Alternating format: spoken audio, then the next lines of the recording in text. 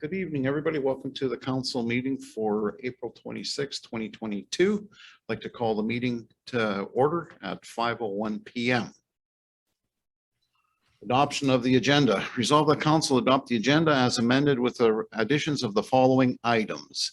Bylaw 6.1, bylaw number 4366, road opening, airport second reading. Item 6.2, bylaw 4366, road opening, airport third reading. Under new business, 12.8, AMM resolution number 2. Can I have a meeting mover, please? Moved by Councillor Hunt, seconder. Seconder, Councillor Poll. Any discussion, additions? Madam Mayor? Yes, thank you. Under, it would be any camera, item 13.5, personnel issue. Resolution will be required. And also, in camera items 13.1, election page, web page, and 13.2, council chambers redesign are not personnel nor legal items.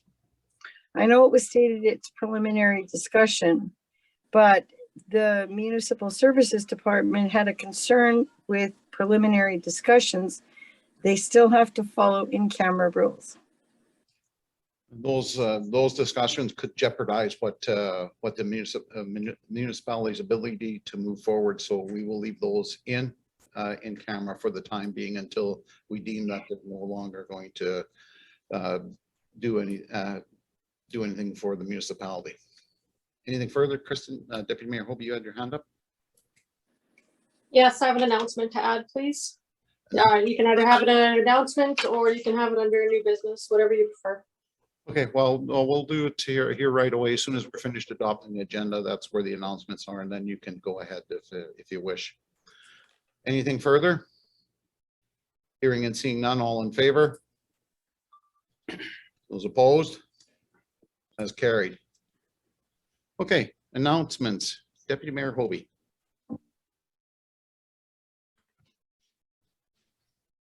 Are we not letting our delegation go first? No, they are going to be item 8. Okay, so we're having them sit in a half an hour meeting beforehand?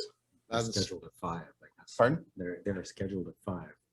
They're scheduled at 5 o'clock. So if the mover and the seconder are okay with the agenda, we can change the order if the council wishes. Sure, let's move them up. Okay, let's move them up. Let's do the if they're all here and they're ready to go, then we'll move them, slot them in here right now as item 3. Is that okay with council? Yeah. Okay, let's move forward with the delegation then, please.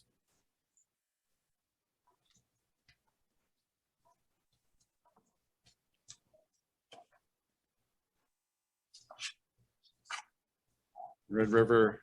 No, you have to unmute yourself, Lois. We can't hear you. Sorry. I think you know everybody, but I'd just like to introduce Marilyn Mollard is our treasurer, and Marilyn Williams is secretary to Red River North Tourism.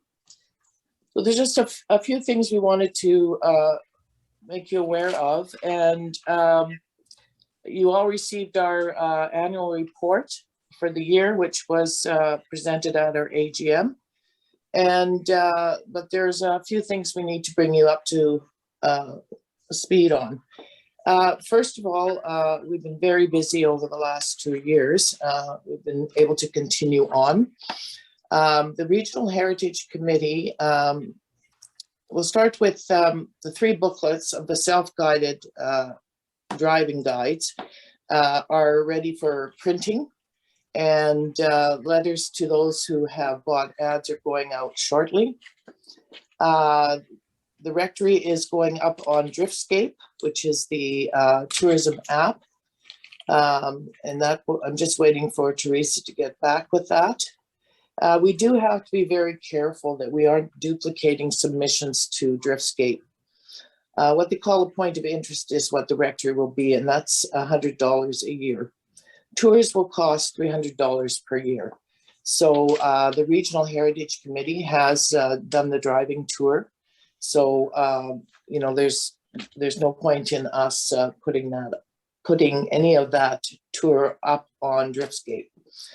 Red River North is on the steering committee for Driftscape and is an industry seat on the ITA board.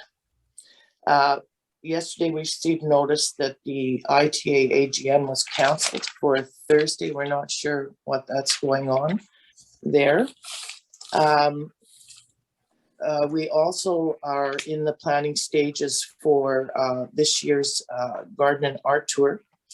And I guess I just received notice that our virtual tour was supposed to go up today, but we're a little behind. I guess there's been flooding at the rectory. So Meredith has not been able to get that up yet. There will be VIP tickets and a stay and play package offered in the garden and art tour. The new website contains an e-commerce capability. So there's a marketing meeting on Thursday and to talk about how do we proceed from here. Are we selling swag? Are we selling some of our heritage booklets, etc.? So that will be discussed later. So I hope you all have looked at our new website. It really is quite impressive. Marilyn and Meredith, our tourism coordinator, have worked on that for months. And so it's up now. It's very user friendly. We can change anything at any time on the website, which we couldn't do before.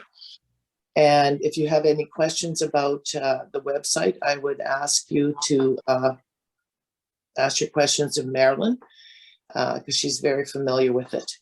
If there's any questions you had on the financials that were given out at them, if we could direct those questions to Mary Lee. And so what I'm going to talk to you now about is Kennedy House. So in December, we were called to Kennedy House, got notice late Thursday afternoon, and we were to be there at 1 o'clock on the Friday. And we're very happy with the announcement that the structure will be getting to be repaired. And that was to start in January. So as of yet, that has not started. And so we're just waiting to, get some kind of word. So we were told that on 25th of January, we wrote to Bruce Manault, who was with Conservation, that was handling our negotiations with the government on your behalf, and that all people that had been seconded were back in place. There was a change of ministers. So on January 27th, we wrote to Minister Smith from Sport, Culture and Heritage, and to Conservation Minister Wharton about reiterating what our committee has done, gave them another copy of the business plan and whatnot. So then on 31st of January, we were told that Tamara Stephenson from Conservation would be who we would be dealing with now, and have written to her for some possible dates, of which we have not received any yet. We have also wrote to her in February with a request that if we have summer students, that we'd be allowed to have them on the property of Kennedy House, talking about the building and the importance of Kennedy to the region, to Manitoba and Canada. And we've had no response yet from that. So we're now 6 months after the announcement, and we're just sort of treading water here. We have no dates to continue on. We've been told that they like the model from the rectory, and that they do like our business plan. So I guess one of the things that we wanted to discuss with you tonight is that perhaps to move things along. Maybe a letter from the mayor be written to the department to see exactly, where we go from here. The summer's coming up and it's a big tourism season, but we still don't have the building transferred over to you, to the RM yet. And, this is a prime time. So we're wondering if maybe you can make some inquiries for us and try and, move things along so we can get back to the table. Okay. Council, do you have any questions for the Red River North Tourism? Deputy Mayor Hobie? Yeah, hi. I just wanted to say thank you so much. I know everybody at Red River North Tourism works so hard, and these last 2 years have certainly been such a big challenge for everybody trying to adjust schedules and events. And it is, without the hard work and dedication of the team, I've never seen such a great group of people keeping everything together. So I just wanted to thank you. You guys do such a fantastic job, and you've had a really difficult 2 years, and you've managed to still, control that situation and have great events. And so I would just like to thank you for all your hard work. Thank you. Anything further?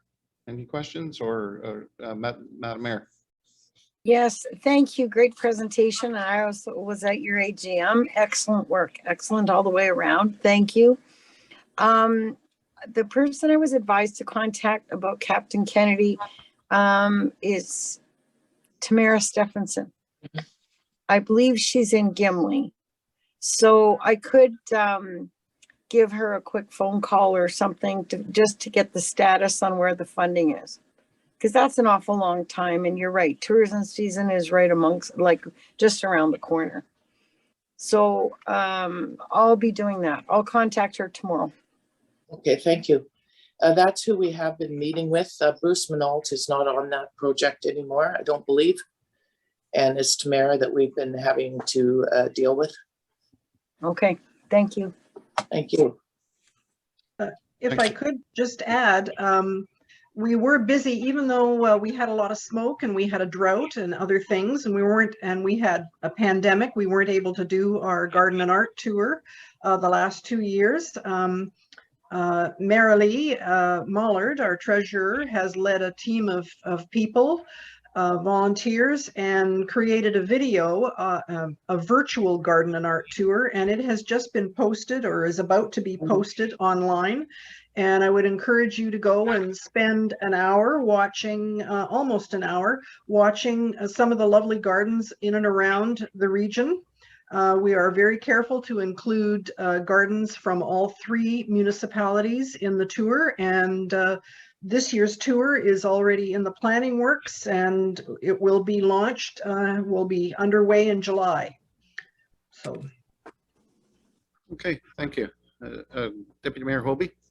Yeah, and further to that, Marilyn, I know you can't really see that, but there's a half page of writing here that is when I have my committee reports, that's all for the AGM. So a lot of the stuff you've mentioned, I already sent it to administration yesterday. So I will discuss those items as well and reiterate them. Thank you. Okay. Any more questions or comments? I would just like to also point out that we've had a number of phone calls from citizens in St. Andrews that really are looking forward to being on a board similar to the rectory when you do have actually have the transfer of the building.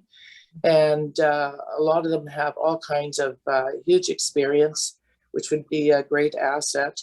And we still are fielding phone calls and emails from people wanting to know. They seem to think that it has already been transferred over to you. So the interest is there, but still by the community. And I think that's the important piece here, is that it's something the community wants, and we just need your help to kickstart things again. So thank you. Okay.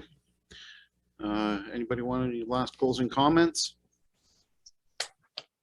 hear any, so thank you very much, Lois, Marilee, and Marilyn for your presentation. I look forward to continued cooperation, working together. Okay, thank you very much. Thank you.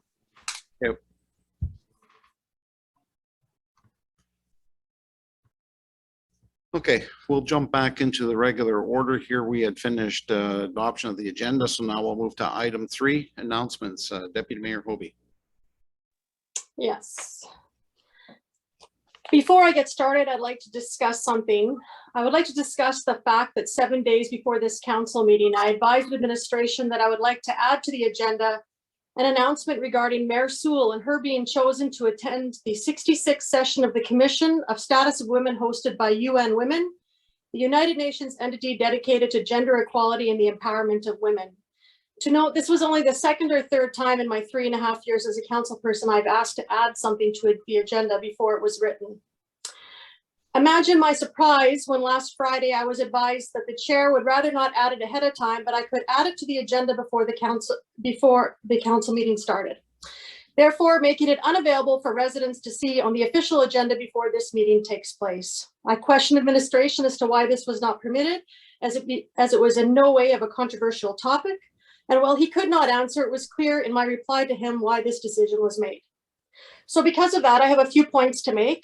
Mr. Chair, your job as chair is to effectively run the meetings in these chambers. You are supposed to remain unbiased, professional, and respectful. By this decision, you have not removed your bias towards another member of council, and you have hindered my ability to my residents to show that I am actively trying my best to perform my duties as an elected official, which would be able to identify something of good in this community and have it reflected on our official agenda. Mr. Chair, you do not have the right to unilaterally make decisions as to what can or cannot be added to our agenda. And as per your own decisions in December of 2019, where most council members in this chamber said we were all equal in the same. I would direct you to page 42 of the Manitoba Government Council Members Guide that states a single council member, you have no authority to unilaterally make any decisions on behalf of council. As well as page 27, individual council members cannot make decisions on behalf of the municipality. I also suggest you reread the George Cuff Handbook, where Mr. Cuff states, mayor and council can add items to the agenda on any topic at any time, and it is not the CAO or the mayor's agenda, and that all members of council have the right to add agenda items. My addition to this agenda was in no way illegal, immoral, a detriment to members of this council or to our residents. There was no logical reason given 7 days notice that I gave administration that this should have not been added. And Mr. Chair, I will not be muzzled. You have no right to attempt to control the narrative of this council. Furthermore, after thinking about this over the weekend, I will now direct my comments to administration. DJ, you and I have discussed this many times, and I wholeheartedly feel for you and the fact that you are indeed stuck between two different situations in our council. I suspect it's very difficult for you and Colleen on many matters. But the matter of fact is, your job as a CAO is to remain unbiased as possible and work with all parties. What transpired here was not allowed. As I previously stated, this addition was not illegal, it was not immoral, and it had no impact on any members of council or our residents. There was no need to approach Mr. Chair, as he is not the gatekeeper of our agenda. We should all celebrate all things that are important to our council members. Whether Mr. Chair was awarded Farmer of the Year, Mr. Prychun Entertainer of the Year, Mr. Hunt Antiquer of the Year. I would bring any of these accolades to our chamber for discussions. We should be proud of what our members are doing in this RM. What happened here is shameful on many levels.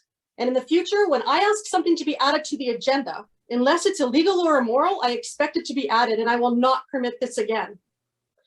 Mr. Hunt, on Councillor Hunt, on February 22nd, you stated regarding the bullying situation at the 1:15 mark, it is not permitted to work in a toxic work situation. Hang on a second. No, you let me finish, No. Mr. Chair. I am talking. I have 5 minutes. This is about this meeting, and you are trying to muzzle me. No, I'm not trying to muzzle you. Yes, you are. Continue You will let me on finish my chastising. statement. You all can talk about what we're talking about. I have just about had enough. If We should you be want to celebrating continue, all of our chastise counselors. No, you use let the me camera finish my And speech. we'll then have this discussion. I am allowed 5 minutes and I need to talk about why we're here, and that was for the mayor. Okay, then make your, And I also expect every bit of my comments to be on this video recording. Now, I'm going to talk about something that's pleasant. If the residents are not aware, Mayor Joy Sewell was recently recognized for her contribution to gender equality and the empowerment of women in Canada and in the world.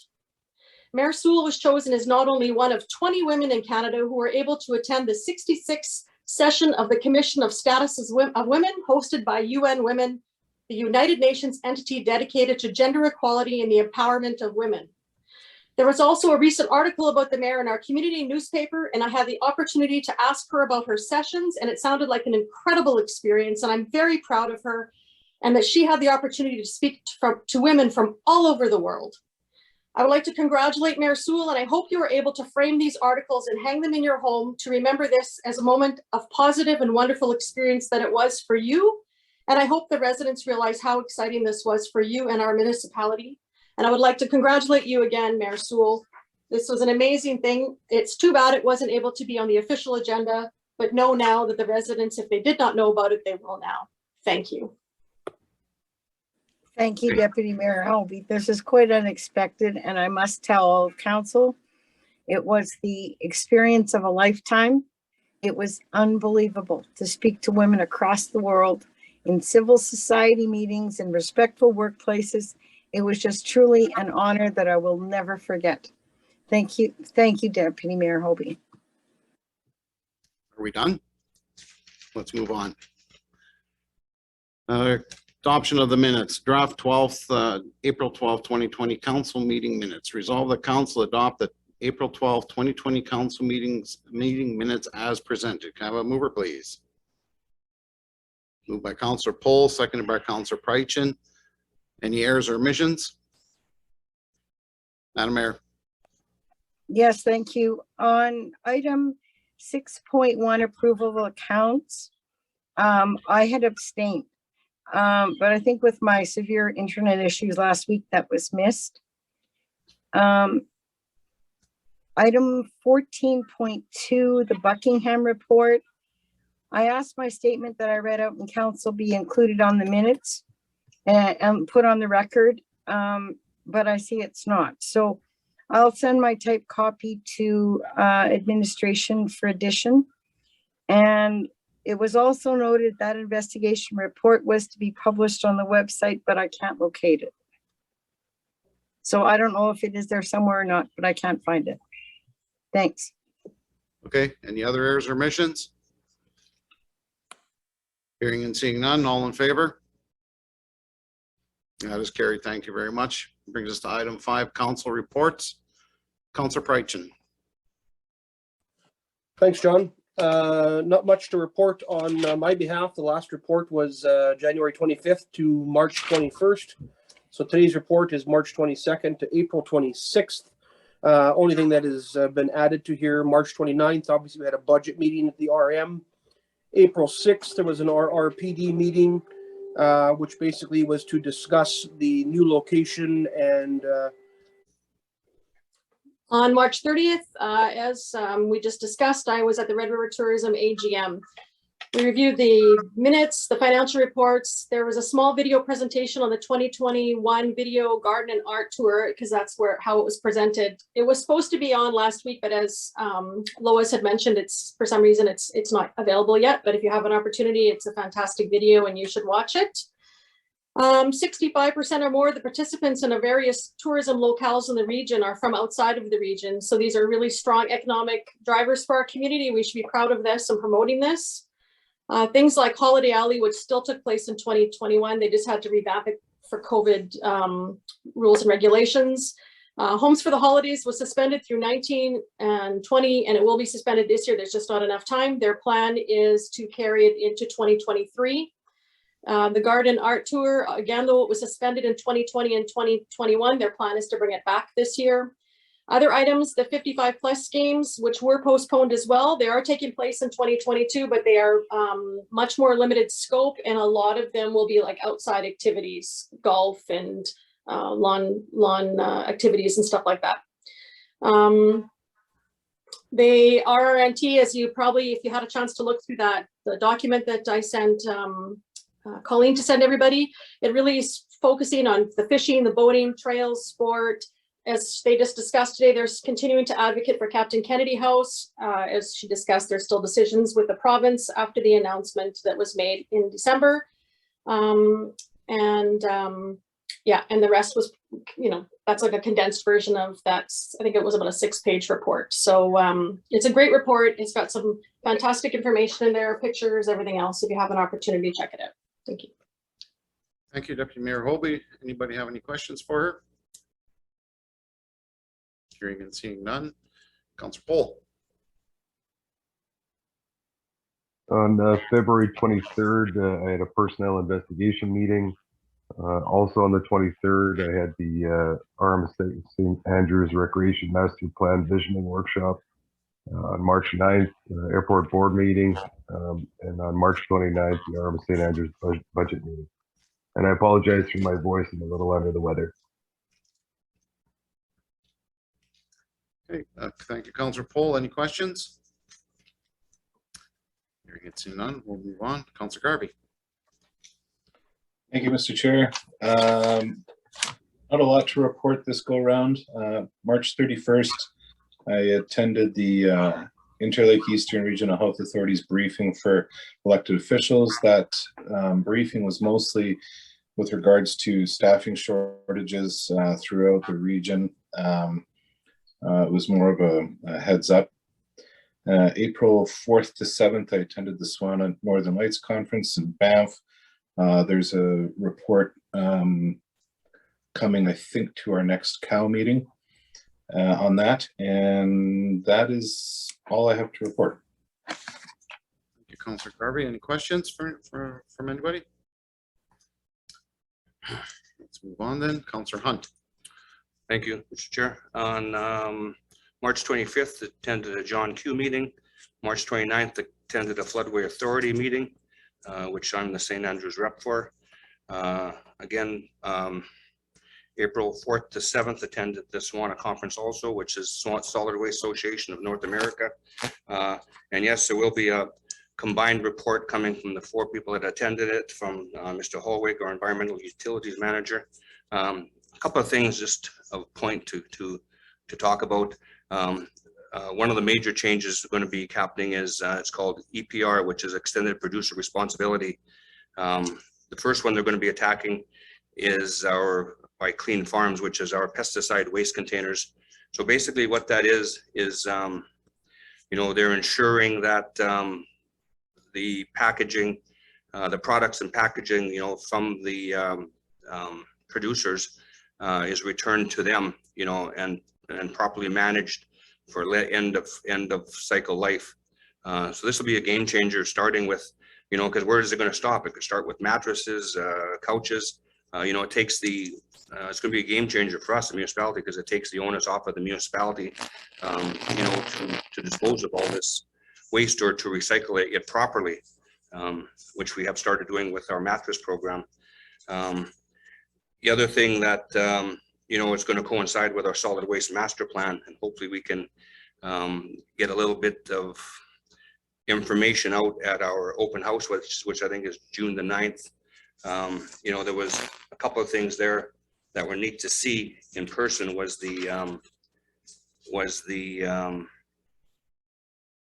curbside collection containers. You know, cheaper is not always better when it comes to them. They're a 10-year lifespan item or more.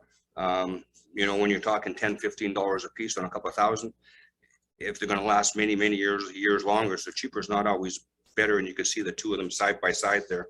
You know, lots of emphasis on recycling. You know, like, so we have to promote this program, and, you know, the future is in our hands. You know, we shouldn't be letting it go to waste. And that's, you know, 15 years ago when I started attending these conferences, it was all about solid waste garbage. Now it's, you know, done a 180-degree turn and it's about recycling, you know. So what we have to do as council is, you know, really promote this curbside pickup and get the engagements over the summer. You know, we have the history in this council, and let's put our knowledge to work and let's get it, you know, situated for the next council to take over and run with it. Because, you know, for instance, St. Clements, when they went to their curbside pickup, they were recycling about 250 tons a year, or 285 tons a year. Now they're up to 665 tons. So that's a, you know, 100% fold increase. And that money comes back to the municipality in recycling, as well as hauling less bins. You know, with the recycling, if we can do curbside, as well as less impact on our landfills. Then the other one I attended was the AMM Spring Convention and Good Roads. On the 19th, they had a board meeting with Good Roads, and then the AGM.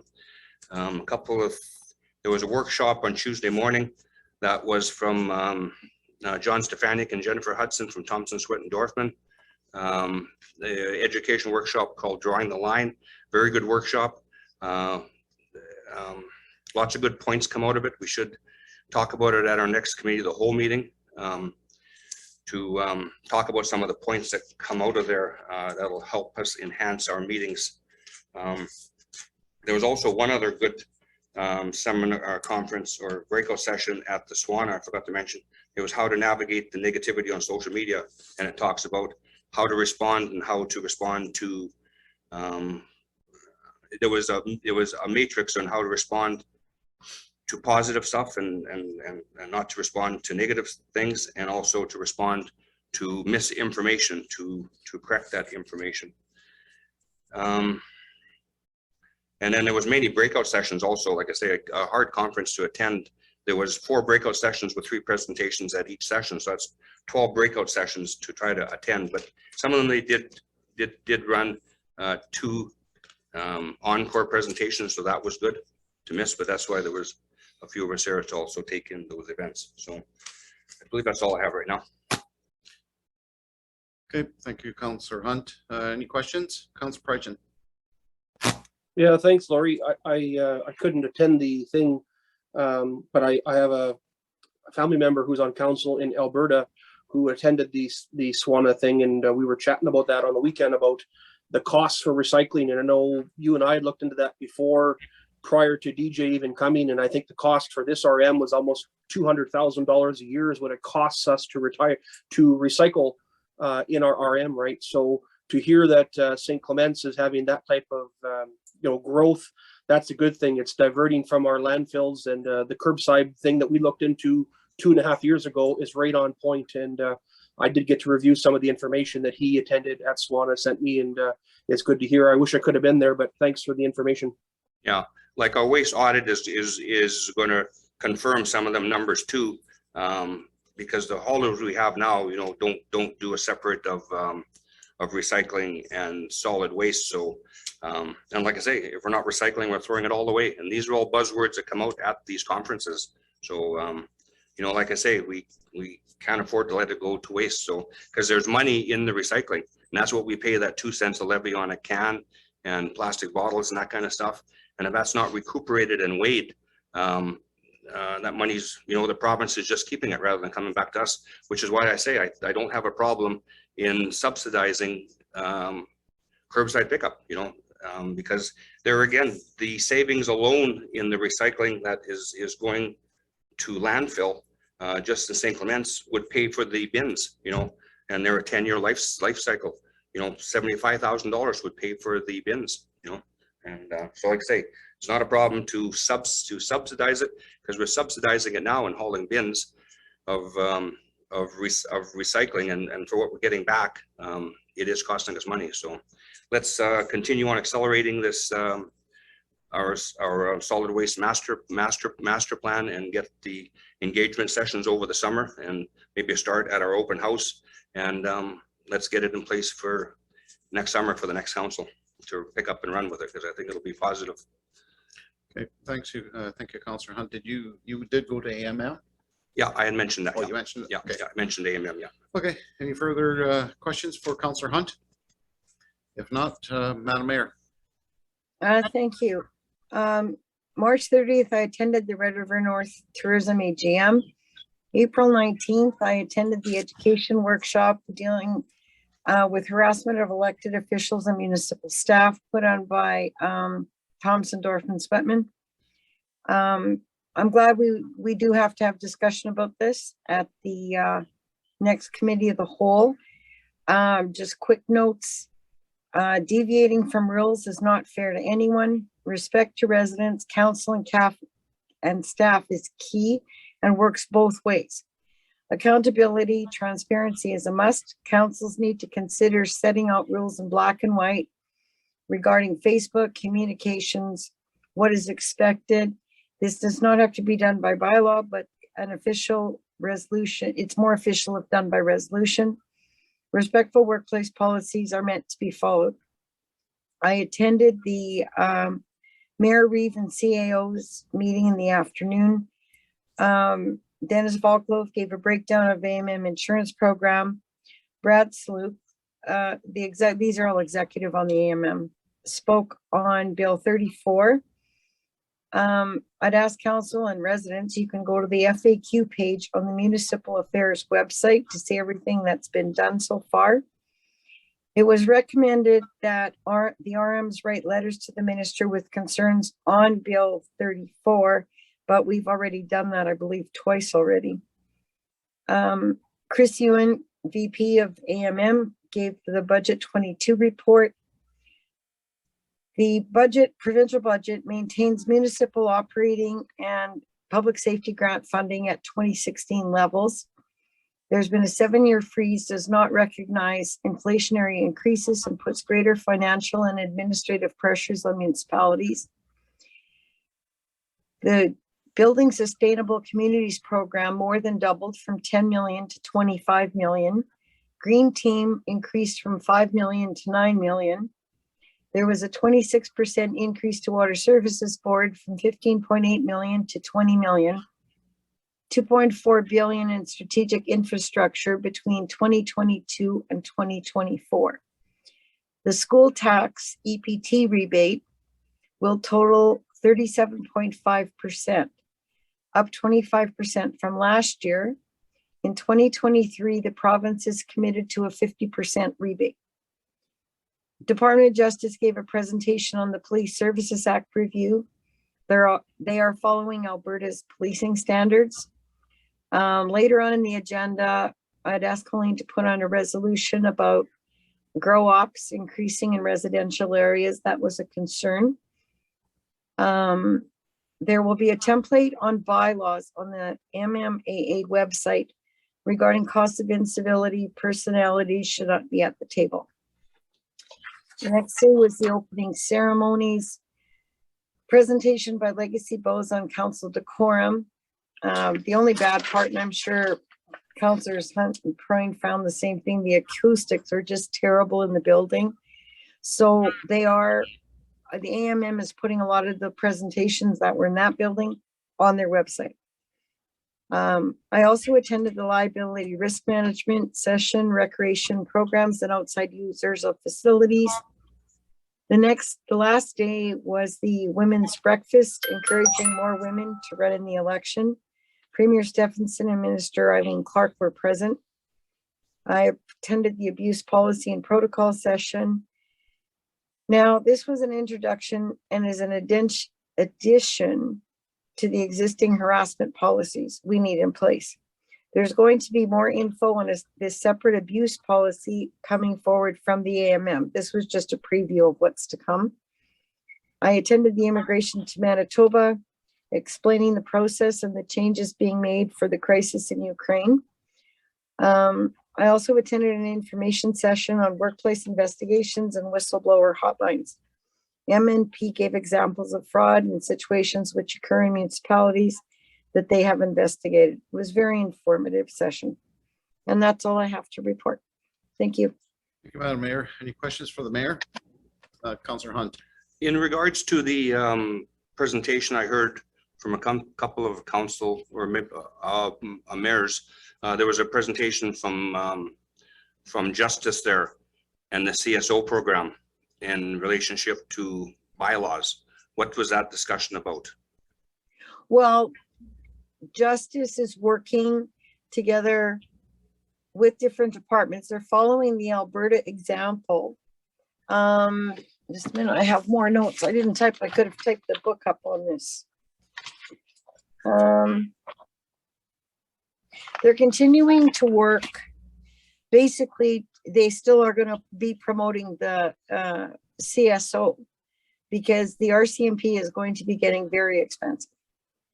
And also there is more assistance needed for, there's been discussions about weight restrictions, overloaded trucks, etc., to get permission for CSOs to ticket. But that's a whole new process. But DJ advised us in his report a while ago what they're working on for that. St. Andrews is going to be used as a test project, but Justice is still very much promoting CSO programs. But they don't, well, first of all, we don't pay for RCMP, so that doesn't come out of our budget at all. So, but like I said before, I'm still against them downloading anything onto us that RCMP are responsible for. But the CSO and bylaws are two separate issues, right? They can't, the two don't go hand in hand. And the email that we got from DJ about, or CO about weight restrictions, you have to be a peace officer in order to address weight concerns. And, you know, we have to have a trained peace officer. And again, 99% of our roads are gravel roads that these trucks do travel on. So anyway, that's for another discussion though. So, okay, thank you. Well, just to clarify, we do contribute 18,000. We share with St. Clement's 18,000 each towards a clerk at the RCMP. And our current bylaw officer has all the qualifications and is a peace officer as well. Because don't forget, he came from Alberta. Doesn't have those qualifications to stop trucks and weigh them. So I'll leave it at that. But that $18,000 for receptionists, we've been paying that for 15 years. So yeah, so that's our contribution towards the RCMP. Yeah. Any further questions for the mayor? Hearing and seeing none, we'll move on. I'll give my report. April the 6th, we had an RRPD meeting that was to find a new place. Council Prychun alluded to some of those struggles in that discussion. On the 19th, 20th, and 21st was AMM, and during AMM we had the Manitoba Good Roads Association. They had their annual meeting and banquet, and at that meeting, Councillor Hunt was awarded a Lifetime Member Award. This is there's only 22 members that have ever received that award in 110 years. So thank you very much, Councillor Hunt, for your love of gravel roads. And that is all I have. Just those two items. Any questions? Okay, then let's move on. Bylaws and policies. Mayor Sewell had a question. Oh, go ahead, Madam Mayor. Oh, yes, I just wondered what sessions you attended at AMM. I was at the one with John Stefaniak, the first one, and then I also attended how to retain employees. That was the last one, I believe, on the 21st. And then we're in and out of those in and out of the meetings at the breakout meetings. Okay. Any further questions? Okay, let's then move on to bylaw number 4372, 2022 tax levy bylaw first reading. Oh, we missed 6.1. I think we had an addition. Okay, where's the addition? Yeah, you might have to refresh your agenda. Let me do that quickly. That's right. That bylaw 4366, whatever it was. 6.1. With the Bylaw 4366, road opening airport second reading. Resolve the council give second reading to bylaw number 4366 being a bylaw of being a bylaw to open and establish a public road over those portions of St. Andrews of Airport Drive, Sunset Road North, and Sunset and Sun Road South. Can I have a mover, please? We removing those 4 conditions? Okay, there was 4 conditions that were on there that were to be removed as per Russ Paradowski's recommendations Okay. from the. I'll move it, but maybe Assistant CEO can clarify some. Yes, on there. please. I'll move it to get on the floor. Can I have a seconder, please? Councillor Paul seconds. DJ will just give us a brief overview. Or the Or assistant. Colleen will, yes. Or Colleen. Thank you. So the normal process for a road opening is that after first reading, the package goes to the province. I call it provincial planning, and they circulate it to provincial agencies. Upon circulation, if any of the agencies have any concerns or comments or recommendations, provincial planning then responds to the office with those recommendations. In this case, there was 4 of them. 3 of them, I believe, were to deal with MTI, it's called now. And the other one, I'm sorry, it escapes me right now. So this occurred back in November. So that information was forwarded to the airport back in November that the 4 conditions needed to be met. And it's kind of been a back and forth. The airport has been trying to get those conditions looked after. They were running into a fair number of roadblocks, but besides the point, when the email came today, I then reached out to provincial planning to find out if it was at all possible for council to remove any conditions that were established by the province. What I learned was because ministerial approval is not required on a road opening, council has the ability to waive conditions. So that's why 2nd and 3rd reading are before council today. Thank you. Okay, thank you. Does everybody understand that? Any discussion? Madam Mayor?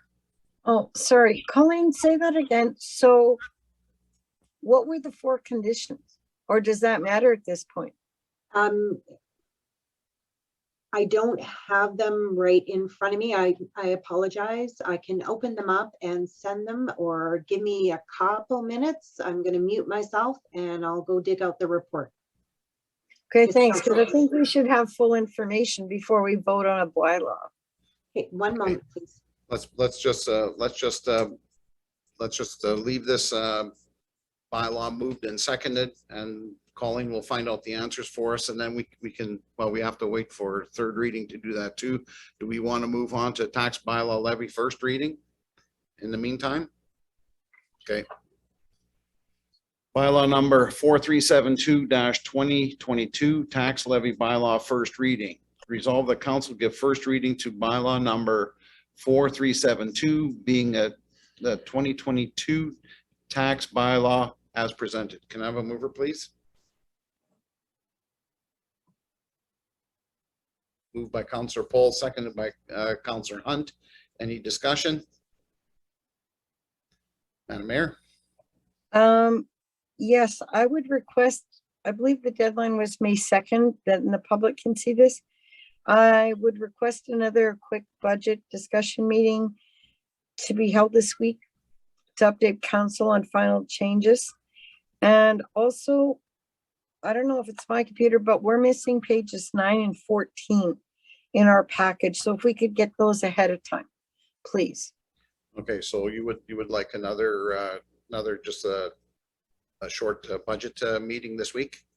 Well, yes, because I had spoken to DJ. He had picked next Monday, but Lisa, DJ, and I are at the Winnipeg Metro Forum at Polo Park from 9 to noon.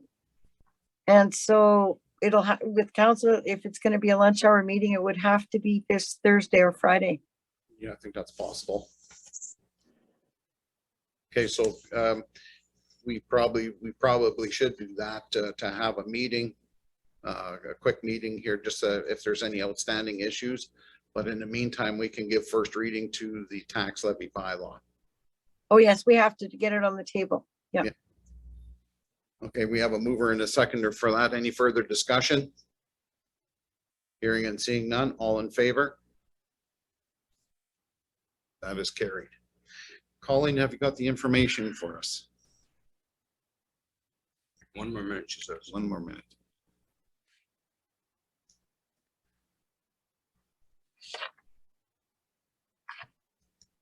I need the Jeopardy theme song right now. Okay, I have the report, but unfortunately I have to switch back and forth with systems. So I can read you what the conditions are if council's happy with that. Yes, please. Okay, thank you.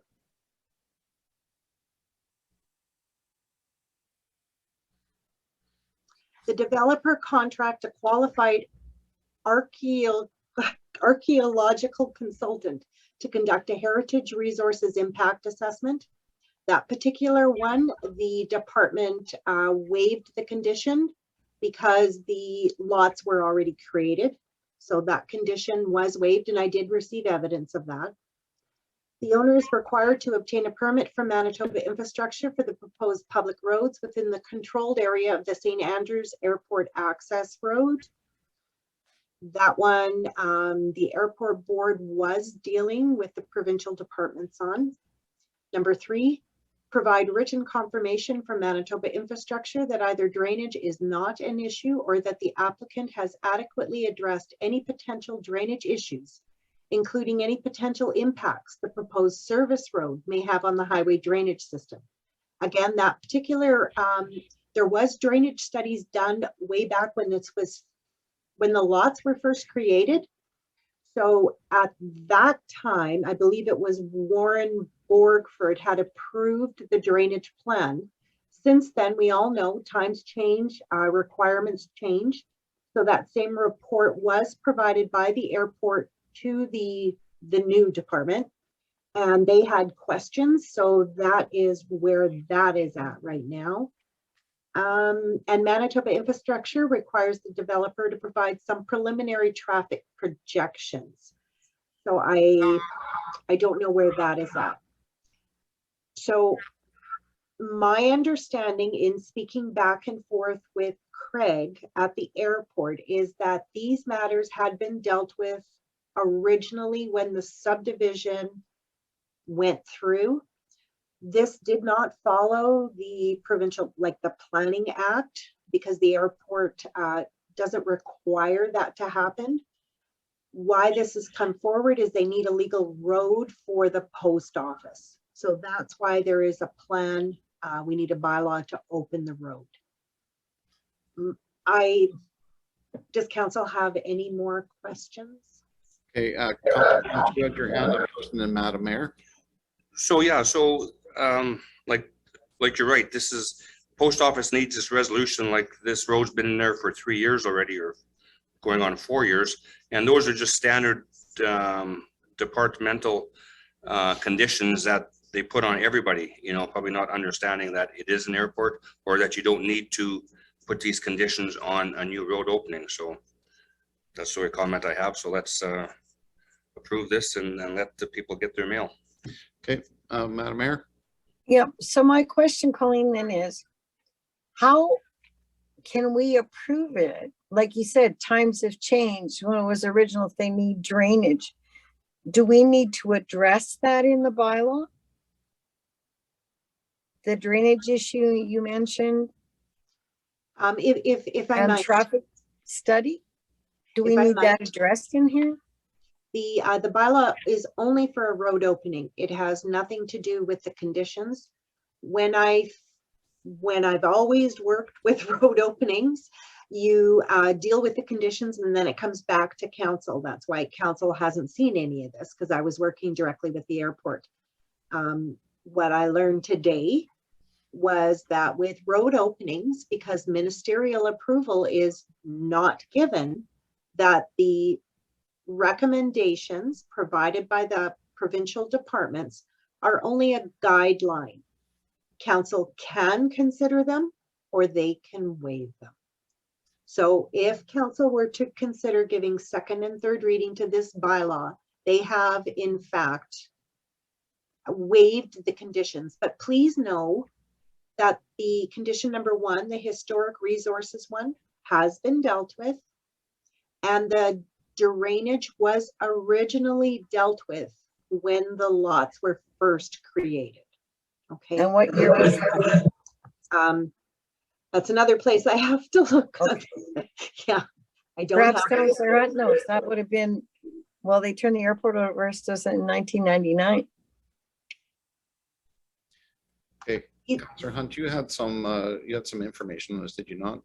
Well, like I say, we've seen this highways lots of times puts a condition on, and we either pass something with the conditions, or we remove the resolutions, or we remove the recommendations. We've removed traffic studies, for the Petrocana, Lockport, and Skinner's when they applied for whatever reasons. But we have the option to remove or leave the conditions in. So, like I say, the movements we moved it and seconded it with the conditions out. And like I say, this is nothing. This is not a new road. This has been in existence now for 4 years. I don't know why this wasn't given, but now they need it. Post office needs it, and this is all for post office only. So Okay. I don't know why we're going to argue with ourselves, because that's what we're doing here. Colleen? I found a letter. It's from 2017. And this is where municipal relations, the director, David Neufeld, where they have said the property registry in St. Andrews Airport have approached the Department of Municipal Relations for a determination as to whether provincial planning legislation applies to the proposed subdivision and development at the St. Andrews Airport. So this was started back in 2017. Okay, so we have the resolution on there, but we have to remove the 4 conditions, right? You can.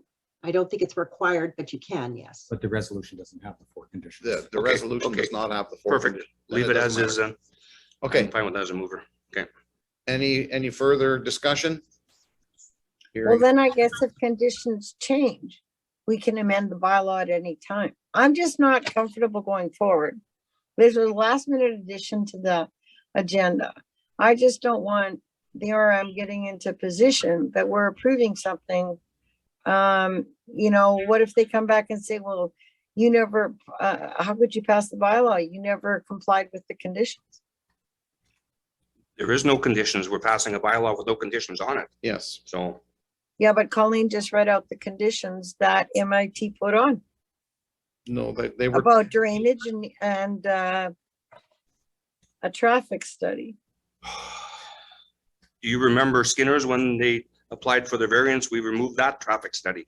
So council has the authority to do the resolutions and to remove or add conditions. So I'll Okay. call the question. all right. Let's vote on this and then we'll bring it back to the table at the time. All in favor? Opposed? I'm abstaining for not full information. Pardon? I'm abstaining, Okay. not full information. Colleen? I don't know what the information is. You have the resolution is self-explanatory. Okay. All right. Well, I'm reading the that is- Bible. That is carried with 1 abstention. Third reading. The resolve that council give third reading to bylaw number 4366. Can I have a mover, please? Councillor Pohl moves. Seconder. Councillor Hunt seconds. Any discussion? Being this is a third reading, this will be a recorded vote. All those in favor? Opposed? I abstain for not full information. Okay. Did you get that, Colleen? Madam Mayor abstained? Okay. Yep. We did the tax bylaw 1. Okay, 6.4. Resolve that council adopt the amendment to policy number Gen-05 harassment prevention as presented. Can I have a mover, please? Moved by Deputy Mayor Hobie. Seconder, Madam Mayor. Discussion? Councillor Hunt? I have to find my paperwork here first.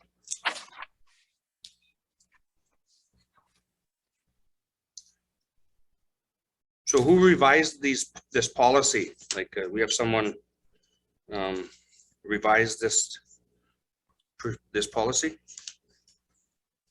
Who was it that did the wording on it? Madam Mayor?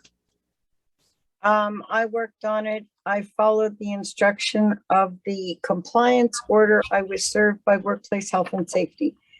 Colleen, thank you. She can really not be involved in it, but she helped assisted with the wording. We went through it. But that is the exact format of what is required in the policy by that order I was served on from Workplace Health and Safety. It was hard to follow with the two different and the removal and that. I'm sure there's a type of cookie cutter harassment policy that we could have just adopted. The problem with this one, there was problems with who, you know, to me, rather than the complaint was addressed by CEO or the mayor, it should be a representative elected by council. I would like to see in there rather than a mayor, because the mayor could be the one, like I say, in another situation with, and maybe the mayor and the CAO, you know, would be involved in a conflict. So if we, Well, that's addressed under where it says, or designate. That's all addressed. Kristen says number 3, Lori. number 3. Page 2, number 3. Okay.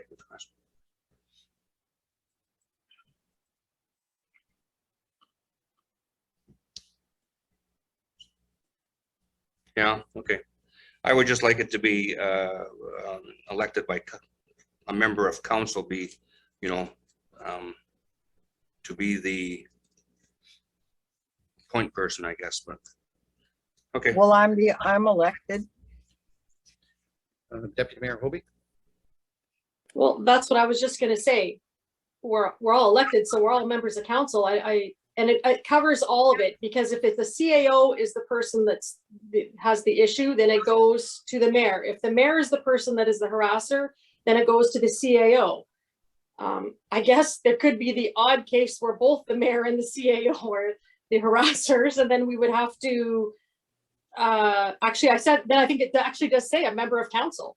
So it covers all the bases in number 3 under administration of policy. Okay. Any further discussion? Colleen? I apologize. Was there a mover and a seconder? Yes, Deputy Mayor Hobie, and I seconded. Thank you. And I have a friendly amendment to add to the resolution. Resolve the council adopt the amendment to policy GEN 05 brackets harassment prevention to update and comply with workplace health and safety regulations as presented. Well, council, do you have any, you're okay with that? Okay. We're okay with that amendment. Any further discussion? I would just ask, Colleen, if you could send me a copy of the certified resolution, as I have to send it to comply with that order from Workplace Health and Safety. Colleen? Yes, that'll be done tomorrow once the minutes are prepared, and Sherry will send that to you. Thank you. Thank you. Okay. We'll vote on the resolution as amended. All in favor? Opposed? That is carried. Thank you. Okay, we move to approval of accounts. Check detail. Resolve the council approve that April 22nd, 2022 check detail report as presented. Can I have a mover, please? Moved by Councillor Garvey, seconder. Councillor Pohl. Any discussion? Madam Mayor? Yes, thank you. I just have one comment. And I want council to be aware, on the RBC visa check, it shows Joy Sewell, admin, 3,549. This is the first time that the RBC has been shown and listed this way. And then it breaks down each fire chief and public works. But there's still no breakdown of charges as I've requested. And again, this visa card, it's obviously in my name. I've never had possession of it. And as far as I know, it's still in the vault of the office. And that's why again, I'm requesting a breakdown of the charges because it's all under my name. And like council, we always used to be privy to that information. It's been months now since we've seen it. Okay. If the council can give you, or men can give you a breakdown when they get a minute to do it. Any further? Well, I'd appreciate that because all of council should be seeing that breakdown. We have till it ended, I think, last December or January. But we've always seen it. That's our council's responsibility. It's We can ask, finances of the RM. we can ask So, them and to get us a breakdown, all of us. Any further questions? Comments? Hearing and seeing none. All in favor? Opposed? I abstain. Oh, Madam Mayor, you have to vote. As per our procedures bylaw, there, section 19, if you take part in the discussion, you have to vote. Okay, then I oppose. Then you oppose? Okay. Yeah. The record show that Madam Mayor opposed. And that is carried. Okay, correspondence for action. Parents for Safegrad 2022. Resolve that council authorize funding in the amount of $300 to Parents for Safegrad 2022. Can I have a mover, please? Moved by Councillor Pohl, seconder. Councillor Hunt. Any discussion? Deputy Mayor Hobie. Yeah, thank you. Colleen or DJ, probably Colleen, is that what we normally give each year? Because I know they just asked for any monetary donation and I couldn't remember. I thought it was, but yeah, okay. Thank you very much. Anything further? Hearing and seeing none, all in favor? That is carried. All right. Oh, may I ask, what was the amount? 300. You're frozen out, Madam Mayor. Thank you. You may have to go to audio only if your screen continues to freeze up. Okay, Interlake Tourism Association, April 28th, 2022 virtual meeting, annual general meeting. It's canceled. Okay. All right, then we'll just move on then. ARM meeting, May 5th, 2022 in East St. Paul. Who will be attending? Councillor Hunt. I will be attending myself. Councillor Garvey. Anyone else? Councillor Pohl. Is that it? Okay.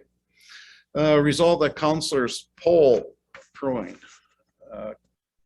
Hunt, and Garvey be authorized to attend the ARM meeting, which is being held on May 5th, 2022 in the ARM of East St. Paul. Can I have a mover, please?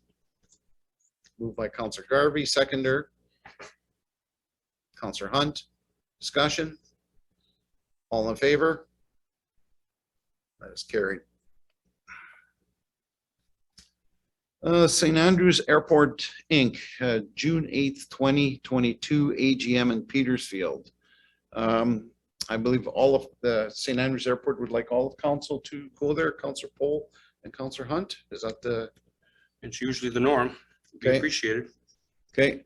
Resolve that all council be authorized to attend St. Andrews Airport, Inc. annual general meeting, which is being held on June 8th, 2022 in Petersfield. Can I have a mover, please? Moved by Councillor Prychun, seconded by Councillor Garvey. Any discussion? Deputy Mayor Hobie. Unfortunately, I will not be able to attend that event. Sorry, what's that? you please I repeat? will not be able to attend that event. Okay. Council Prychun? Yeah, I just wanted to add to the to that airport AGM. I just wanted to thank those people at that committee, and I want to thank Lori and Monica Hunt for donating that venue, donating the food, looking after that. That's been going on for 10, 15, 20 years at the expense of those people to show appreciation for those volunteers. And when I see some of those comments again on Facebook, I think that's just totally disgusting when people don't have the facts, don't have the information, and want to throw people under the bus. That is unacceptable. Those volunteers run a multi-million-dollar airport and they get paid nothing. They do it for free. They're volunteers of our community. And I don't care if it's people on council or people on the last council, administration, or anyone. When people are out there donating their facilities, donating food to feed volunteers and their spouses and this council and administration for free, they should be commended and somewhat respected for doing that. That's unacceptable what's going on out there. A handful of people making it very difficult for residents, for 13,000 residents, you know, not spreading good, positive information. I hope some of those people get their election signs and their campaign stuff ready and come forward and do something for the community, not break it down and throw people under the bus. So I thank the Hunt family for donating their time and services for the past 10, 15, 20 years for that event to show some appreciation for those volunteers. So thank you, Monica and Lori. Okay, thank you, Matthew, Madam Mayor, and then Councilor Garvey. Yes, I will try to be there. Unfortunately, I've got a family memorial service in Ontario. Depending how long it goes, whatever, but I will attempt to be there, but I can't promise I'll be there. Make it back in time. Thank you. Well, we'll leave it all as all of council, so whoever can make it then. Councilor Garvey. I actually didn't have a comment. I was just signaling my approval and for Councilor Prychun's comments, and I would like to echo his sentiment of thanking Lori for his ongoing donation for this event every year. Thank you. Okay, any further discussion? Hearing and seeing none, all in favor? That is carried.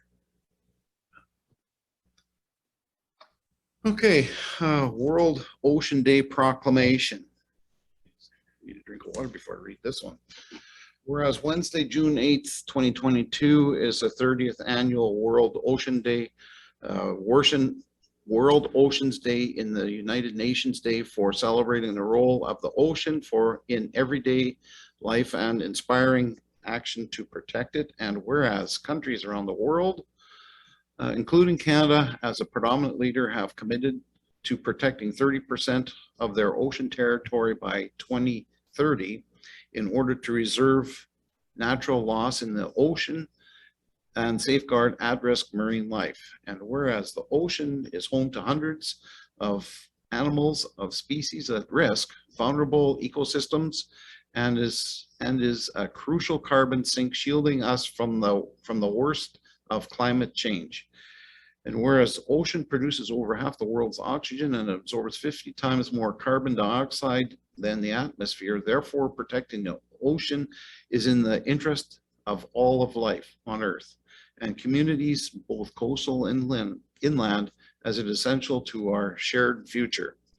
And whereas it is a jurisdiction of the Government of Canada under various pieces of legislation and regulation to establish marine protected areas in consultation with Indigenous peoples, many Indigenous nations and communities are leading in the conservation of the ocean and have been stewards of the ocean since time immemorial. And whereas it is important for municipal leaders to demonstrate support for actions to safeguard the ocean, as they have for action for climate change and other environmental matters of national importance. And whereas in celebrating the ocean and protecting its habitats and ecosystems, we can together raise the profile of ocean conservation, conservation's critical role in improving planetary health and slowing the crisis of species collapse and ecosystem decline. Therefore, be it resolved that the rural municipality of St. Andrews recognizes the 30th anniversary of World Oceans Day on June the 8th, 2022, and supports national and international efforts to protect 30% of the ocean by 2023. Can I have a mover, please? Moved by Madam Mayor, seconded by Councillor Prychun. Any discussion? Hearing and seeing none, all in favor? That is carried.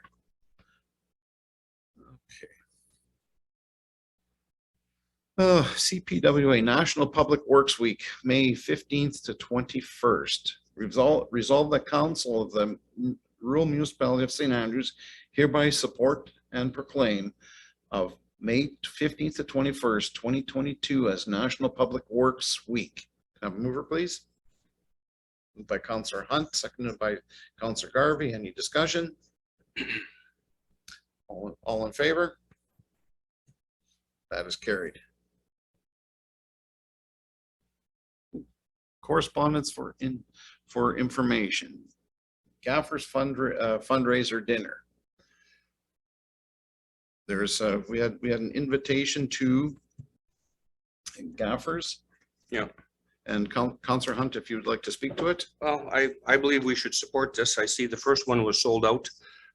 This is a corporate one. I know other municipalities are attending.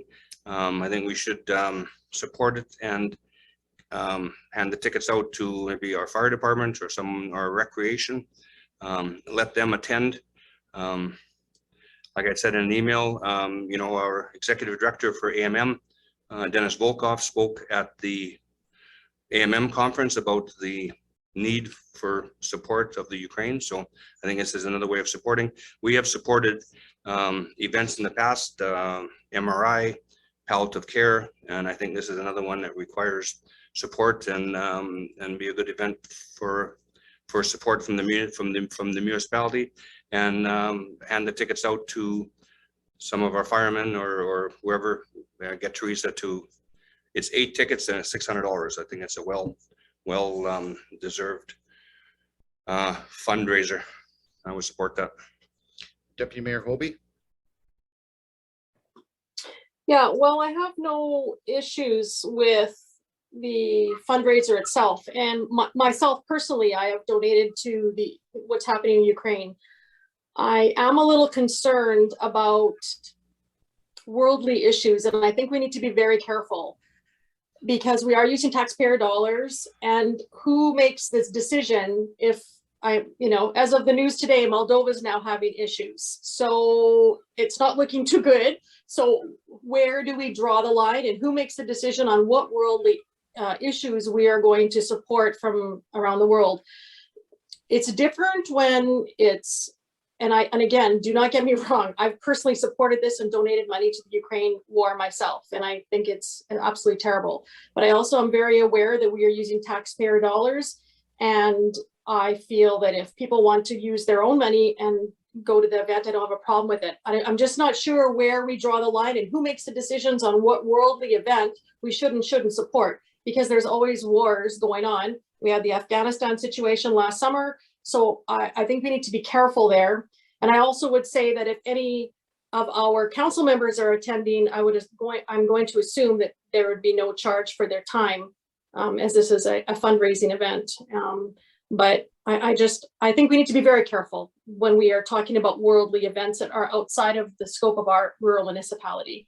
And again, please do not misunderstand. I support anything we do to, I personally have given money, but I'm very aware when I use taxpayer dollars for something that is a world event, that other world events happen, and who makes that critical decision on which war or which human tragedy should be allowed in through taxpayer dollars. So I think that's something we need to be very careful about.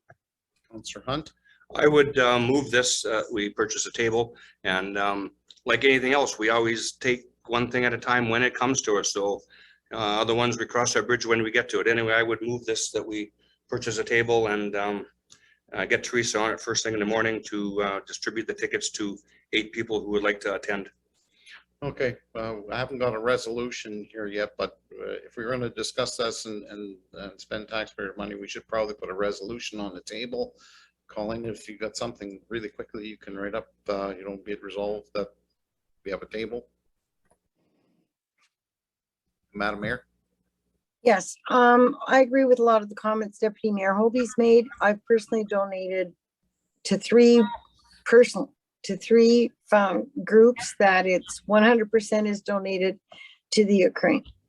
And I believe if council wishes to attend, you should be supporting them through your own money. It shouldn't be at the taxpayer expense for this one. There's all kinds of causes that were always asked, but for something like this, I think it should be at council members' personal expense. And I believe DJ had put that in an email as well, not at the expense of taxpayers.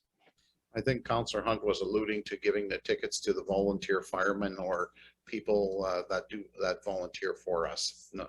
Yes, and if they would, that's great. If they wish to attend, they should be purchasing. It shouldn't be purchased at taxpayer dollars. If they wish, the fire department, anybody, if they wish to attend, they can purchase tickets. Yeah, just a minute. We're gonna. Do you have a Colleen? Do you have a resolution? Can you read it, please? Resolved, council authorized the purchase of a table at Gaffer's Ukrainian fundraiser at a cost of $600. Okay, thank you. Moved by Councillor Hunt, seconder. Second by Councillor Garvey. Okay, now let's continue with the discussion. Anything else? Councillor Hunt. So what's the difference? We just supported Safe Grad. We support other organizations. What is the difference of them ones? So anyway, I'm not going to get into the discussion. I'll call the question. Or just a call. You asked questions.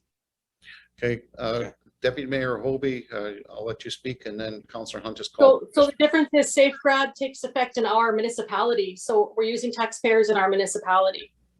That's the difference, in my opinion. I just think we need to be really careful about world events that are outside of the arm of St. Andrews. We have people in this Using country that lives are affected by people in the Ukraine. Absolutely, So absolutely. I totally understand and I totally agree with you. But Councillor Hunt again, called the question. All in favor? Opposed? That is carried. Old unfinished business, we have none. New business, Matlock Fire Hall hiring of a new member. Resolve that council authorize the hiring of Coleman Grushka as a member of the Matlock Fire Hall as recommended by the fire chief. Can I have a mover, please? Moved by Madam Mayor, seconder. Councilor Prychun, any discussion? Hearing and seeing none, all in favor? That is carried. Donald Road guardrail. Whereas a natural tree barricade along the slope of Donald Road has been removed due to the slope stabilization project, and whereas a guardrail will add much needed safety by deterring travelers from the edge of the slope. Therefore, be it resolved that the contract to erect a guardrail be awarded to ATS Traffic for the amount of $35,704 plus applicable taxes, which will be funded by the Gas Tax Reserve Fund. Can I have a mover, please? Moved by Deputy Mayor Hobie, second by Councillor Pohl. Any discussion? Deputy Mayor Hobie. yeah, I don't know if anybody's had a chance to go by there, but they've done some, it's quite remarkable how fast the work was done. And it does look a little different and odd because some of the trees are definitely removed, but I can see why a guardrail is needed. It's pretty steep and you're just would be rolling right into that water area on the other side of the highway there. So, but if you have a chance to check it out, you should, but it definitely has a different look to it than what it did a year ago. Councillor Hunt. yes, I agree. I was there all day Sunday. We had flooding issues down Donald Road. So Councillor Prychun and myself were both there, and I don't know whether the trees that were there would have prevented anybody from going over, and I don't know whether it needs the whole thing, but I'm okay with it, so. You know, I'll echo Councillor Hunt's comments there. Was there, and it's pretty steep down there, and I think it would be great to put a safety rail there. Any further discussion? Madam Mayor. So in the report, there's two options for either 50 meters or 240 meters.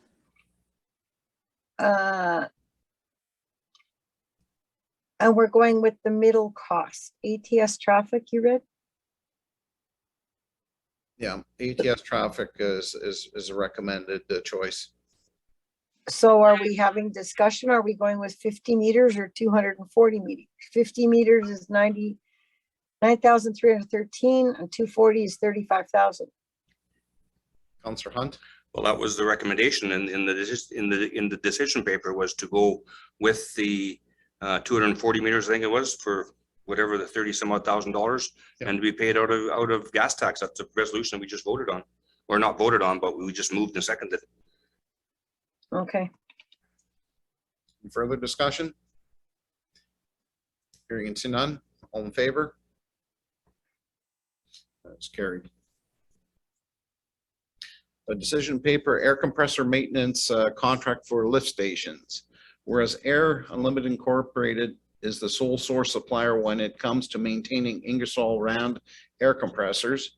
And whereas the service agreement provides for a time scheduled service for qualified technicians with discounted parts and a reduced labor rate, therefore be it resolved that Air Unlimited Incorporated be awarded a 2-year service agreement to maintain and service the 4 Ingersoll Rand air compressors at the 2 waste lift stations for the amount of $28,653.44. Have a mover, please. Can I move by Councillor Prychun, seconder? Councillor Poll, any discussion? Madam Mayor? Yes, I'm just curious as to why this was not considered before. Like there's all these add-ins to the LID on the wastewater system. Like, should this not have been implemented right at the outset when it was being built? DJ, was this part of the original contract? Yeah, this wouldn't be part of the LID. This would be part of the operating expenses, the annual operating expenses. So that's part of the rate study. And that's why you get interim rates the first time, because as you go through the process, the first couple of years, you find things you missed and you find things you've overpriced. So this is something that's certainly going to lead to much more longevity for the air compressors with proper maintenance and protects us from staff turnover. But it would be in the rate study and the next rate study, not the local improvement district.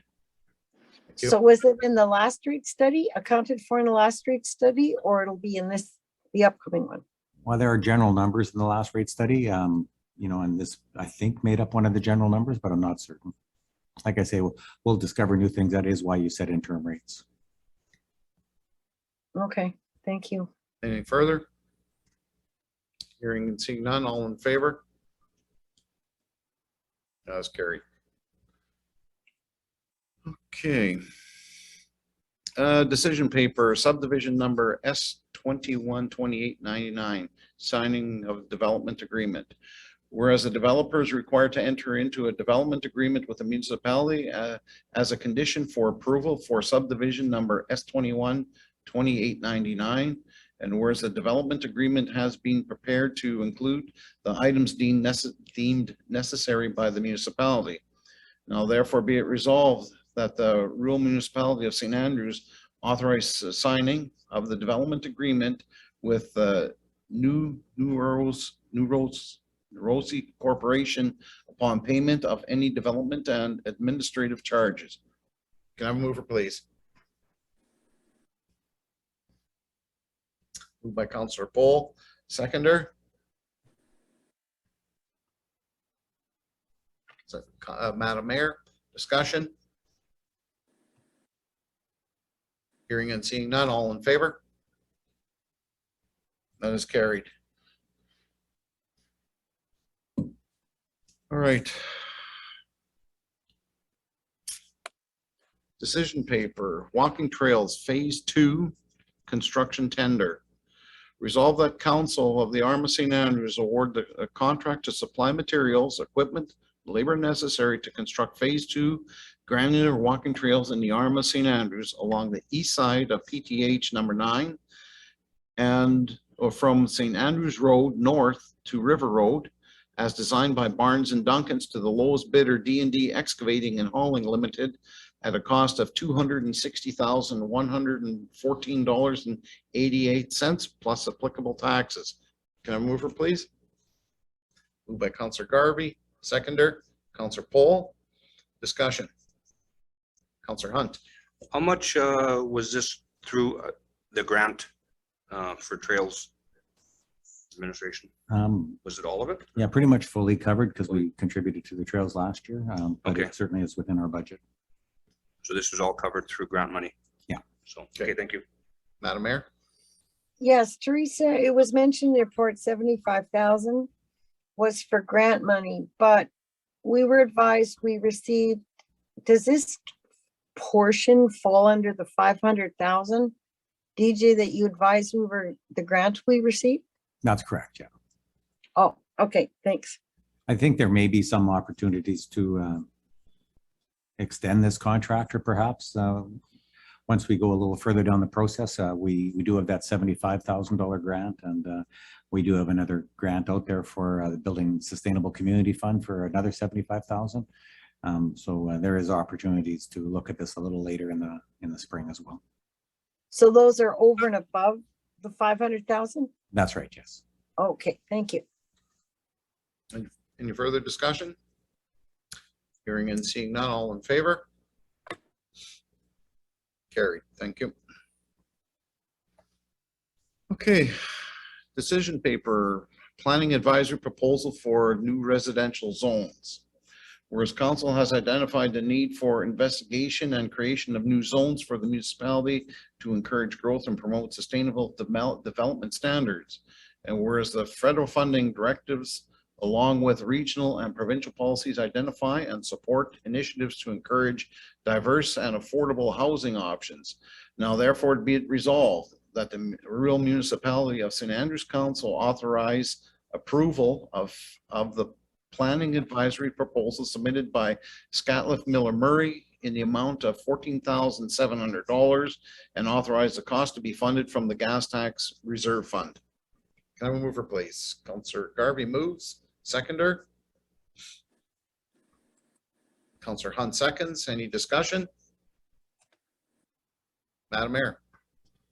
Yes, Lisa isn't on the line for discussion with this, is she? No, No, not today. I think You know, my only concern is she is an excellent planner.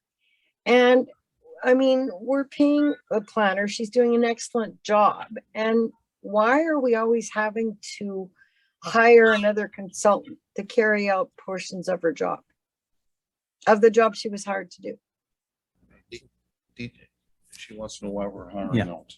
Yeah, so what we're looking for always as administration is to give council the best advice possible. Sometimes it exceeds the capacity of our current staff.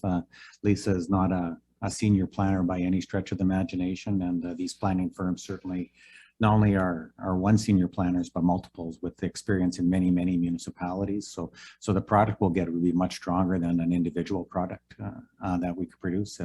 As the saying goes, lone wolves don't survive. So this is a bit of a team approach, and you know, getting a planning firm to work on this would certainly add some intelligence and give council some better options to consider. Okay, thank you. So were there other quotes gone out there? Because we used to have, I think prior to your time, we used to have Landmark Planning doing planning. Was there another price received on this project? No, we had asked a proposal from Scatliff Miller Murray. You might recall a couple of months back, we passed a resolution authorizing us to utilize them for about $10,000 of planning services on an annual basis. I believe that's what the resolution read at the time. We did call for this proposal for them and just say, so what would it cost to do this particular action, which was actually indicated in our strategic plan, how to capitalize on the sewer project and the changes that had to happen. So we had that out there. We were working on that, and then the federal budget came out as well, and that was quite exciting when I listened to the federal budget and what it offered. And for us as a municipality, we best get in ready position, I suppose, for those future funds that may follow for rapid housing initiatives. What isn't rapid is doing planning and making developers get approvals, at the time or as a condition of an application. So that's what we're thinking. We're thinking we're ahead of the curve here. We're thinking Scotland Miller Murray is quite knowledgeable about the municipality at this point in time. They've reviewed our development plan and our zoning bylaws, and they know all our secondary plans already. So they're in a good position to do this. Oh, thanks for Deputy- sort of answering my question. But with landmark planning, who is very familiar with the RM? No, they were absolutely not asked. I did ask the question, but no, it was just Scotland Miller Murray. I said that at the beginning. I guess I said that too fast. We just asked them, and we only asked them because we had already an ongoing relationship with them. Now is that resolution we passed a few months back. So, not that all planning work is going to go with them, but we did ask Scotland Miller Murray for a proposal. We did not ask landmark planning for a proposal. Okay. Deputy Mayor Hoppe? Yeah, so DJ, if you can just, so basically they're just gonna take a look at it, take a look at RRM, come up with some various plans to bring forward to us on things we could do in the future regarding our residential zoning. Yeah, I'm not certain. Again, I'm not a senior planner either, but when I think of parcels of land or future development, municipalities do many creative things across North America right now. Some of them automatically approve all triplexes instead of duplexes or single family residentials on lots as one way to get density. Other plans allow for granny suites or Right. secondary suites. So there are numerous tools. But I got to say, every time I get involved with planning, I find 10 more tools that I didn't know about, so that there are quite a few. Yeah, so because like I had just reading their document that was in our package, I have like a half a dozen questions about, subdivision of current parcels of land and how low do we want to go for our frontage? So there's various questions that I have. So I'm going to assume they're going to do the proposal, come up with some different ideas and then present it to us so we can ask them questions. Am I understanding that correctly? Yeah, we can certainly get them to come and present it to council and have that discussion, about Yeah. what happens and how to proceed. Or these things take a while. or maybe because we did this with recreation, maybe they could, before they even start, maybe they can come to us and we can talk about, like I said, I came up with half a dozen questions just quickly looking at this, thinking I know as a resident what I would be thinking about, and then have them maybe take that information from us before, as they're doing their investigation. I think that's a good idea. I'm not certain if that's in that proposal or not, but certainly we can check with them, to spend a couple hours preparing and having a meeting with council and get their takes on it can't be a big deal. Perfect, thank you. Good. Any further discussion? Councillor Hunt? This is just a comment, I guess, that I've probably forgot to mention in my council package there. But at AMM, there was talk in one of the breakout sessions about planning commissions, and that's something we should maybe talk about also at the next COW meeting, especially with the provincial, what's that bylaw number, the new planning act? Bill 37. So that goes hand in hand with that, but it's something to talk about. Planning commission in our municipality. So that's just a comment. And that does actually tie into this, and that might well be one of the recommendations.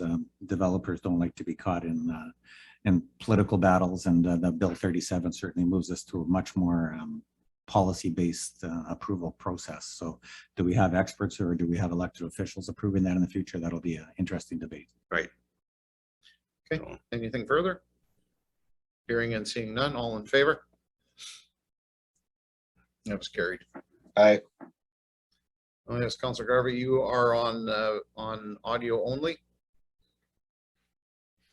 For now, I'm fixing my internet. Okay, but you can still hear the conversation. Yes. Okay, great. Okay, AMM resolution. Whereas members of council are expected to avoid perception of conflict of interest, and whereas situations may exist where a current or potential member of council may have an active lawsuit against the municipal corporation that they were elected to represent, and whereas that council member will have pecuniary gain should the municipality be unsuccessful in defending that lawsuit. And whereas the municipal corporation may be directed or indirected negatively, directly or indirectly negatively impacted financially as a result of the lawsuit. Therefore, be it resolved, AMM requests the province review legislation to determine if changes are justified to disallow any person seeking election in a municipal election if that person has legal action naming the municipality as a defendant. Can I have a mover, please? Moved by Councillor Prychun, seconder. Councillor Hunt, any discussion? Deputy Mayor Hobie. So goodness help the poor female employee who may have an issue with somebody in administration. Kristen, we have to stay on track on this one. I know this is part of it. So this, hang on a second. Let me explain this to you. This is where you are going to monetarily gain by having a suit against the municipality. This has nothing to do with harassment or code of conduct, because those are separate issues where they will be dealt with on an individual basis. This is just simply financial gain from a lawsuit against a municipality that you are going to represent. If I was suing the RM because I feel I was being sexually harassed, I would go after monetary. So my point is, we are leaving the door open for somebody who could be being sexually harassed partially through their term, and we haven't covered that. So this is so blanketed, we haven't protected people. So there is a monetary thing, because often when people sue, whether it's sexual or bullying or whatever you want to call it, there's a monetary value at the end of that. If they win or if they lose, there's monetary value. We have not covered that. So we talked about that last time, and people agreed here that, yeah, that should be covered, and it's still not. So you can't say that, because there could be a monetary, so somebody who's feeling they are not being listened to for sexual harassment and sues the RM, but is still a fantastic counselor and wants to run again and hopes that that person, whether it's administration or somebody in public works, I'm just throwing examples out there, and wins their lawsuit, they can still be a good counselor. So I think we better be very careful, because you are leaving a very blanketed statement here. Councillor Hunt. That last sentence was taken out of this resolution from last meeting, so. Madam The Mayor. last sentence said through a term, so that sentence was taken out. That last whereas was taken out of this resolution. Madam Mayor.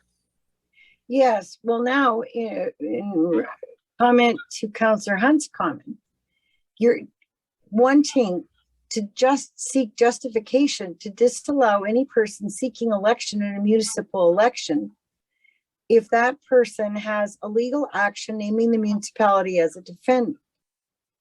Well, personally, Councillor Hunt brought this up at a couple council meetings ago.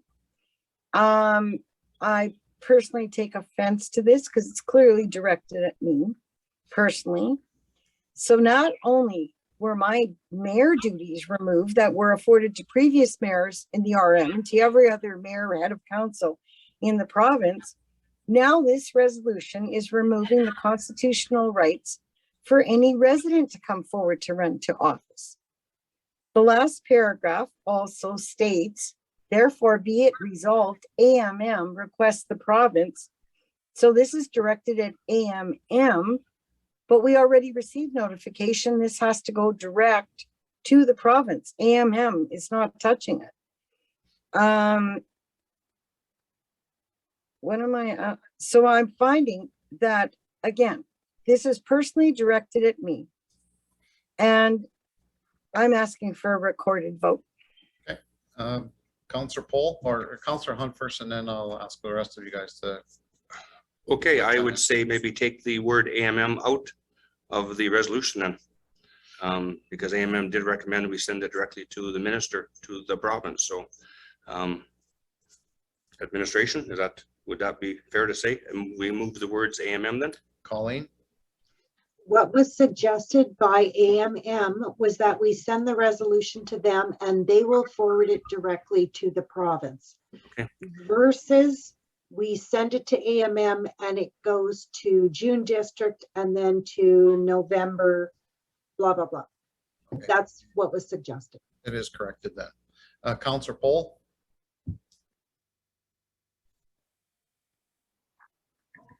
Yeah, I don't agree with anybody having, run while they have a legal case against the municipality they're going to be running for. I do agree with Deputy Mayor Hobie, like I did last time, with the to ensure that we're not limiting people from harassment or bullying or things like that within this resolution. So if there needs to be any kind of amendments to that fact, then I'd like to see that. But if it's not required because of the wording of it, then that makes me happy, I guess I would say. But yeah, I don't think we all have to sign a conflict of interest form. So we all are well aware of what that is. Thank you, Councillor Poll. Councillor Prychun?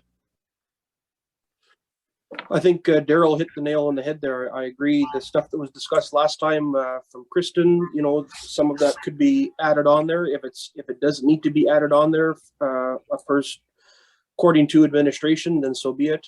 But I agree that the resolution, like Daryl had mentioned, and same thing with Lori, this has to do with people running for council or sitting on council, starting a lawsuit or bringing in a lawsuit, sitting on the payroll, having access to the building, administration, keys, all that type of stuff. Doesn't matter who it is.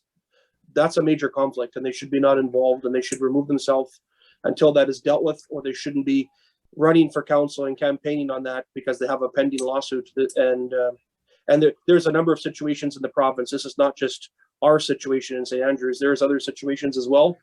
And so that's my comment on that. Councillor Garvey? Well, Councillor Prychun basically just said everything that I was about to say, but I would suggest that it's not, it's unfortunate that the mayor says what she says, but it's not directed at her because as Councillor Prychun suggested, it's across the board. And in fact, Mayor Sewell just stated in her explanation of why she's offended that it impacts everyone, so it can't be personal if it impacts all. Also, I agree that it doesn't preclude anyone from running from council. It might affect the timing of when they run for council. Like if they have a current lawsuit going, perhaps this election cycle is not the time for you to do that. Perhaps you wait until it's done, but it doesn't preclude anyone from running per se. Madam Mayor, you had your hand up. Yes, Councillor Hunt mentioned it the last meeting, Councillor Prychun mentioned it today. Could you supply council with the names of other RMs that this applies to? Okay, thank you.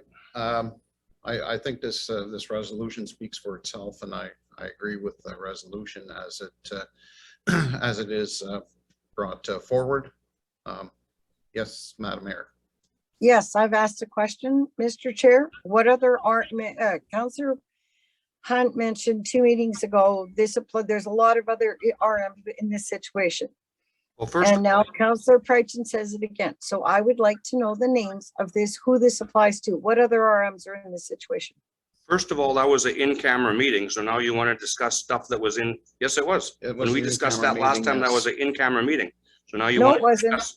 Yes, it was. Yes, it was. Watch the recording. You brought it up in open council. Afraid not. It was brought up in open council. Then the second time it came forward, it went in camera, which I opposed. Madam So Mayor, it's all on the tape. Madam Mayor, we moved this to as an in-camera conversation. That you did not participate in. Recorded vote, please. Okay, Colleen, you're ready for a recorded vote. I'll call a question. All in favor? Opposed? That is carried. Thank you. Did you get the votes, Colleen? You better do it again. There was a mix up in hands there, so. Madam Mayor and Deputy Mayor Hobie voted against. Thank you. Okay. Resolution AMM Resolution 2. Whereas residents have raised concerns about grow-ops in residential zones in the Arm of St. Andrews, and whereas there needs to be clarification in Health Canada regulations limiting the number of marijuana plants in residential homes. Therefore, be it resolved, AMM lobby the federal government, Health Canada, to reduce the limit of marijuana plants currently allowed. Can I have a mover, please? Madam Mayor moves. Councillor Garvey seconds. Any discussion? Councillor Hunt. So which residents did this come from, and like, how do we know what numbers there are now and what it's limited to? Like, this is, so we're limiting numbers, but we don't know what the numbers are or what we want it limited down to. Madam Mayor and then Deputy Mayor Hobie. Well, I'm bringing this up as I brought it in my AMM report. It was requested by Dennis Volklove. It was brought up by Deputy Mayor Stan Bragg of West St. Paul. They've got an issue. And Health Canada is seriously, they've committed to looking at Health Canada and reducing the amount of the plants for medicinal personal use, because there's actual grow-ups going on. And I'll let Deputy Mayor Hobie speak to that for numbers, because it's in her ward that there's been an ongoing issue, I think, for a couple of years. Deputy Mayor Hobie. Yeah, so I have been dealing this a little stack of papers here. We have residents many residents that have contacted me to complain. It's quite permeable when you drive in that area. The bylaw officer has been there. RCMP have been there. Red River Planning is aware about it. It's been an ongoing issue, and it seems it's very difficult. I think there's been a lawyer involved. It's very difficult to get anybody to make a definitive rule about it, because some people, it seems it's very easy to get a medicinal license. But if you're using it on a per person basis, I believe it's only 4 plants, but it seems like this person has a substantial amount, using the wording of medicinal, and substantial, I mean, it's permeable if you are outside. So there is an issue in my ward. I don't know about anybody else's. Okay, thank you. Okay, I just want to know, like, what is the current limit? You know, like you said, 4 for medicinal purposes. What is the limit for? You know, No, I don't know the limit for medicinal. I did, sorry, I don't have that written. I might actually, but I know for just personal people, apparently it's 4, but for medicinal, I don't know. But apparently this person has exceeded the medicinal allowance. But yeah, all I can say is that the RCMP are aware. Okay, Colleen. Thank you. This was part of the presentation that with Justice was also, Owen, I can't think of his last name, but when the question was asked, without saying so, there are loopholes. So unfortunately, the large growers are able to get through these loopholes, and it's in fact ruining it for everybody else. So all that AMM was requesting was support from the municipalities to lobby the federal government. When we pass a resolution and we forward it to AMM, it doesn't mean that that resolution exact wording is going to be law. It's only used as a guideline to move forward to the provincial bodies that can deal with it, or in this case, the federal body that can hopefully make changes to close the loopholes. And if this is a legal substance, like let's make the laws so that it can be used properly and not abused. And that's simply, I believe, what Dennis is looking for, is support from the municipalities to bring this forward. Okay, thank you, Colleen. Thank you. Joy. Yes, thank you. Thank you, Colleen, for that. Yeah, I found my notes. Concern raised on grow ops in residential areas. Manitoba Justice has been lobbying the feds at Health Canada to amend legislation, and the feds at Health Canada have agreed. They have committed to look into it because of so many gray areas and so many loopholes. I believe West St. Paul and a large number of municipalities will be sending in a resolution. And Dennis requested that. So then, as you know, at AMM, when there's a resolution, then it will just say supported by, and it lists everybody in favor to support. Okay. Further discussion? Hearing and seeing none, all in favor? And that is carried. Okay, that brings us to our in-camera portion of the agenda. And resolve that council move in camera at 6:59 p.m. to discuss matters that are in preliminary stages and respecting which discussion in public could prejudice the municipality's ability to carry out its activities or negotiation, as well as legal and personal issues. And be it further resolved that members of council agree to keep in confidence a matter that is discussed at a meeting that is closed to the public under subsection 152-3, and that the committee decides to keep confidential until the matter is discussed at a meeting of the council or committee conducted in public. Can I have a mover, please? Moved by Councillor Hunt, seconded by Councillor Garvey. All in favor? That is carried. Let me turn the recording off. We'll take a couple minutes on. Okay. South map. Okay. Okay, we're back in back on recording, so we'll move out of camera. Resolve that council move out of camera at 8:41 p.m. Can I have a mover, please? Councillor Paul, seconder, Councillor Garvey. All in favor? That is carried. There are no resolutions coming out of camera, and that being the end of our business agenda, we will move for adjournment. Resolve that council meeting be adjourned at 8:42 p.m. Can I have a mover, please? Councillor Paul, second by Councillor Garvey. All in favor? That is it. Thank you very much, everybody. Have a great rest of your day. Take care, everyone. Have a good night. Okay, we gotta turn the recording off now. Close your computers and Turn that mic off.